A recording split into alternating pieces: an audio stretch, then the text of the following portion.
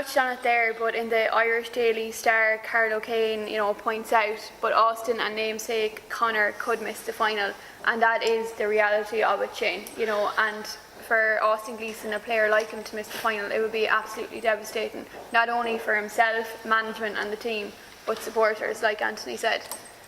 Yeah, and Michael Scully has something similar here in the Mirror Sport. We'll wait and see. Dan Shanahan is saying and insisting that Waterford are willing to go the distance again and a bit to clear Glesson for the first final, I think, since 2008. So they've also got the Conor Glesson episode, but I think that's more clear cut. I think it's a strike. He's most likely going to see out the final, which is struck out, and it was very really silly from Conor, really, and he'd be awful disappointed, really, that he got sucked into that. If you saw it in a club game, I'd probably let it go, to be honest with you. It was nothing really, the guy wasn't hurt of any sense, but once intention is there, or you do strike, it's unfortunately gone. Joe Loughnane in studio was saying a little tapper on the shins, there was no danger in it, but I think really the video evidence is incriminating there in that particular instance. We'd like to see the two players playing, obviously, but I think there has to be a certain bit of law and order maybe as well. Austin Glesson's case is quite different. He's going to be cited, and hopefully common sense will prevail, and maybe that it's not a real serious helmet tug that he's trying to take the head of a guy or anything like that. Yeah, I think the precedent of Adrian Toohey, who was up as well and cited the week before, that will help him as well. Yeah. Because he got off on that, really, and he argued, or the argument there was that he was picking the ball up, or he was trying to pick the ball up, and he didn't see what he was doing. I suppose Austin was probably maybe saw what he was doing yesterday, but there was a break and ball, and they were tugging off each other and pushing for that. So, there's no doubt they will look at it. And the other point that if it's not referenced in the referee's report, that will be an advantage as well to Waterford, because they may use, it may go to review bodies as well. But I hope not, because that will take away from, it'll be all about the Gleeson incident for the week ahead. Yeah. Well, of course, we've seen with the Dermot Connolly incident, against Carlow before, and a lot of it was put on the Sunday game, highlighting it and stuff. The incident happened with Austin Glesson, nothing was done about it, and then of course after the game, half time, it was highlighted, on television, on social media. Do you think that adds to it and has completely hyped it up, or do you think, look, he did pull the helmet, there was an issue there, that's why it's going to be looked at? There's a certain amount of trial by television, really, isn't there, and trial by media, and I mean, in real time, if an incident is really bad enough, the referee should really know whether it's a bad enough incident, if he's skilled enough in the game, and he understands how players, their thought process, really. Yeah. And I think it was a bit of a schmozzle, as Anthony said, a bit of a tugging of the helmet. I think, when he was pulling away, you could see it even from the replay. It's like a natural reaction, you're pulling back here, you have your hand gripped, and when you see it on television, it looks completely different. It's slow-mo down, and then it looks so nasty. But that's not, in real time, that's not how things work.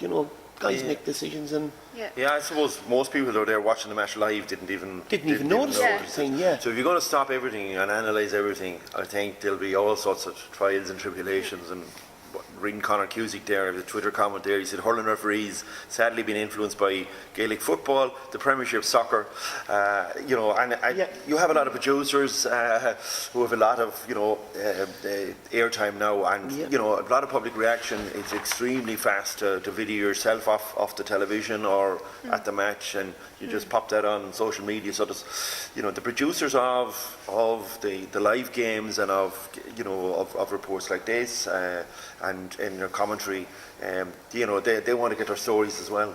Yeah. So there's a huge amount of trial now, but to me, smarten up. There is a grey area in the rule now for helmet contact. I think that needs to be tightened up, and I don't think players should lose out because that's vague in spots. Yes, agreed 100%. Yeah, well, as the Mayor says, we will have to see, as you pointed out, Shane. Yeah. But obviously we have our hurling All-Ireland final now, Waterford v Galway. Shane, you weren't great with the verdicts last week, but I'm still going to ask you this week, Waterford v Galway, what's your verdict?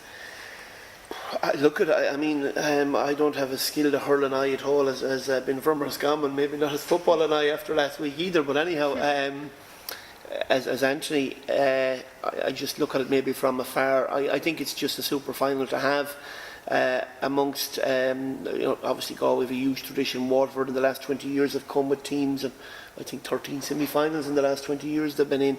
Many people would love to see Waterford win.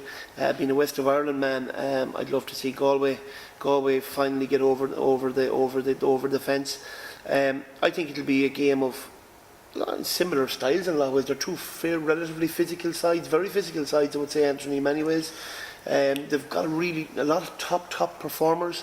I think it'll be which team can get their best players playing the best, and then who can maybe emerge from the crowd to give that All-Ireland Sunday performance that we see generally from players that aren't that fanciful, but on the day they just have a stormer. I think young McGrath from Clare there a couple of years back, he came out of nowhere, scored 2 goals in an All-Ireland final. Yeah. Do a Galway have a player like that? Do a Waterford have a player like that? And can he emerge from the pack? And I think possibly Galway may just have a little bit more armoury than Waterford and could be a little bit more physical. And I think their time is right as well. I know that Waterford have been in semi-finals, but this is an experienced Galway outfit as well, Anthony, that have been in finals, semi-finals obviously, that you managed yourself, and the players, I think maybe even like Joe, that's probably at the top of his maturity level at this stage, and that could be enough to see them through. Yeah, that's the one thing with Galway this year. I think maturity-wise, and at the age now, they're mid to late 20s, and I think you have to be at that age to have developed fully physically, and I think they had a physical edge on Waterford. Having said that, Waterford are very strong as well. They haven't as many light fellas as say Cork had yesterday. So, but Galway's forwards, one would think, Shane, I think you're right there. They probably have more options. If one or two are having a bad game, someone else will pop in to score.